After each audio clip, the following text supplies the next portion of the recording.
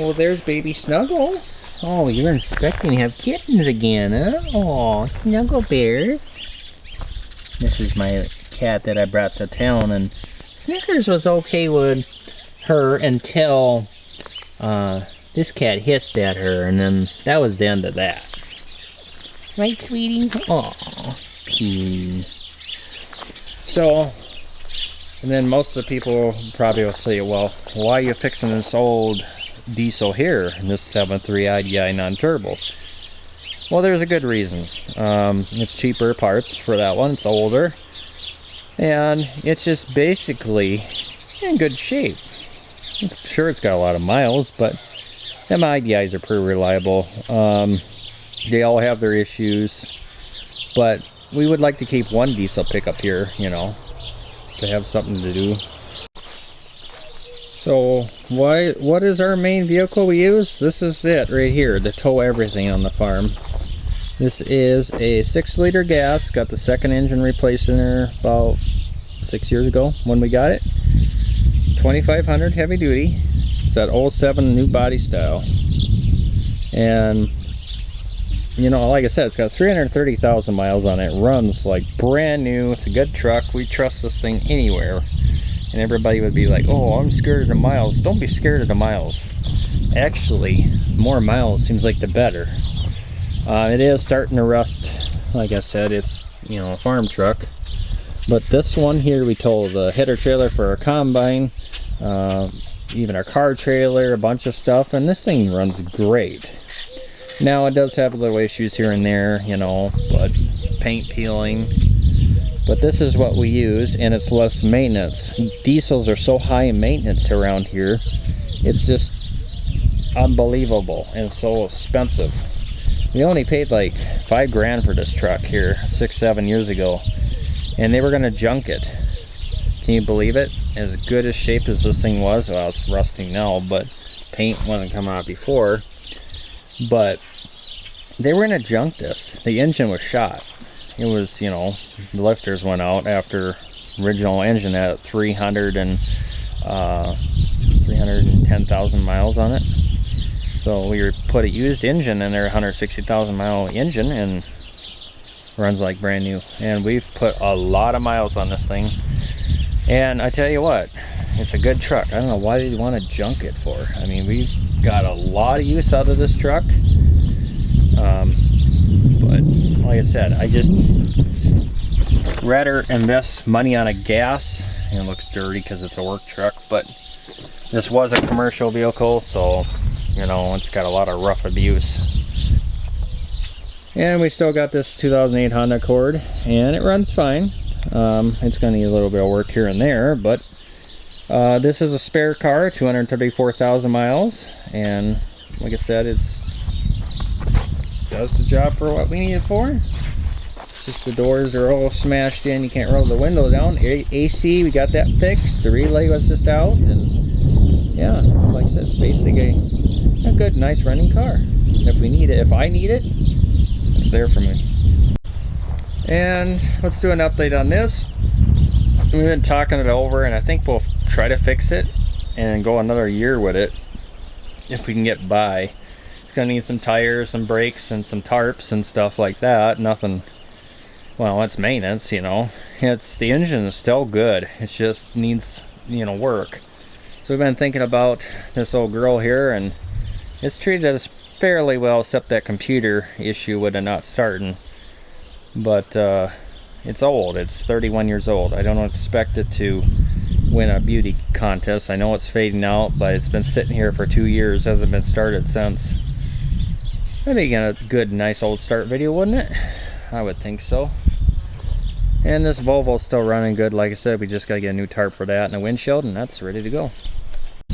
And then we got this 2017 Honda Accord Hybrid with 71,000 miles, and this is a nice car too. And it gets like 40 to 50 miles per gallon. But this is a nice car. We got that, and then we got this 2015 Escalade 6.2 V8. And this is pretty darn good vehicle too, with 130,000 miles. So, you know, like I said, we have all of them diesel pickups sitting out there, and we could sell and get some money, and then we could fix up the stuff that is in good shape and run. You see what I mean? This is what we're trying to do. I know a lot of people like that F350 and everything, but that thing is just shot. It just comes in a point in life, like the Massey Combine. You just have to give up, you know. Can't fix stuff forever. Let's see if this Volvo semi will start by judging how the battery ends look. I don't know if you can see it. They don't look too good.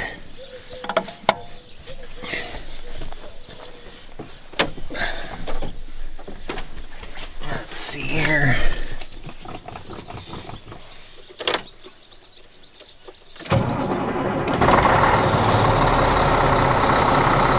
Starts right up.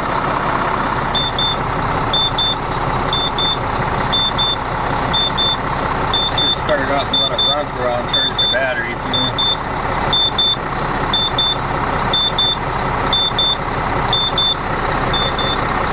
So you gotta figure out how to make the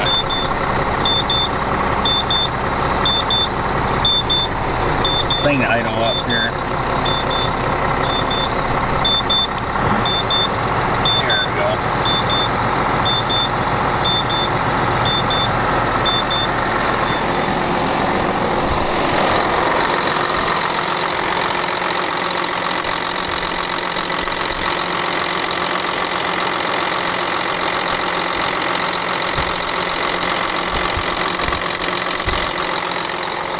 Start the battery up a little bit here and run them for a while here.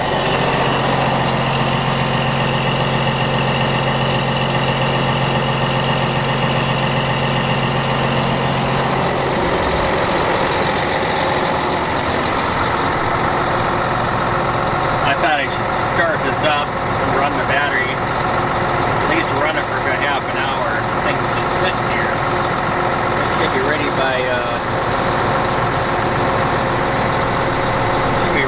harvest, hopefully. Gotta get our windshield replaced yet, but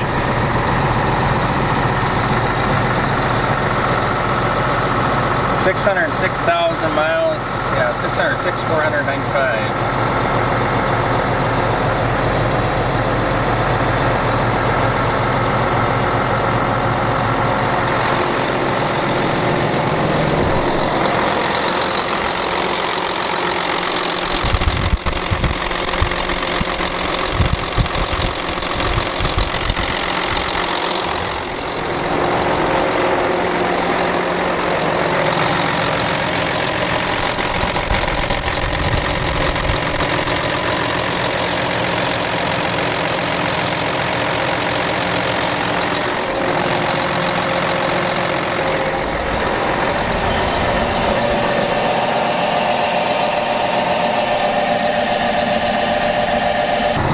That's just for looks. You don't need a fuel gauge, do you? No. Oh, that's where our tools went. Interesting. Okay. I'll figure out where that went now. Great.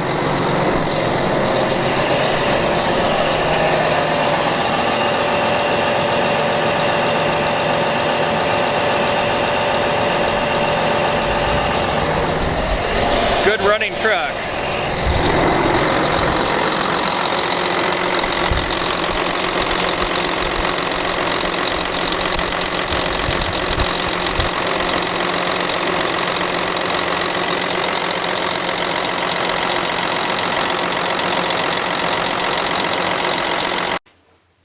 What up, y'all?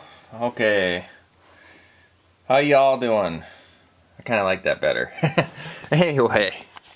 So, I'm gonna go to work now this morning here, and I thought I'd do a routine of how I get my vehicle.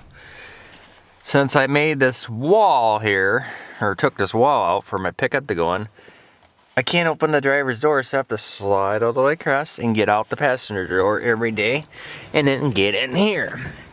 Now, when you get 31 years old, you'll understand that it's hard to get around. So it will open, but not very good because I have to close the mirror. One person says, why don't you back in?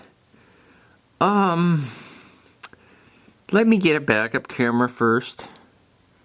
It would make it much better. Then I'll back in and it'll probably be fine. So when you back in, you can just get out that side. Turn some lights on. So, if you look up here, I'll turn the lights on. You can't see how close you are at. The pickup is so long and big, and with these seats in the way, you can't see a damn thing. So, you can kind of see what my point of view is of why I don't back the truck in. There is zero chance of me be able to do that. Now my brakes squeal when I back up. They need new pads in the back. So then I do that. It's raining out, so I gotta roll the window up. You can kind of see I don't have very much room. And you kind of just guess. If you hit the mirror, you hit the mirror. If you hit this, you hit that. It's just whatever. And there we go. Goes out just like that. And you shut it. And then to try to back out of here, it's not too bad around this circle. And you're basically out. So that's how I deal with getting this truck out of underneath my house. And it's quite a pain, actually. And I don't know why this thing isn't focusing well. There must be a setting. This is the old Ken ES70D. I need to use it more. But the one thing I need to do is get a GoPro. And that'll be the next thing. I hate spending money on stuff, but I need new cameras. And what I thought about doing is getting a GoPro so when harvesting starts, I can put it on my head or on the side of the combine and see if the combine eats it up or whatever. And get some good shots for you guys.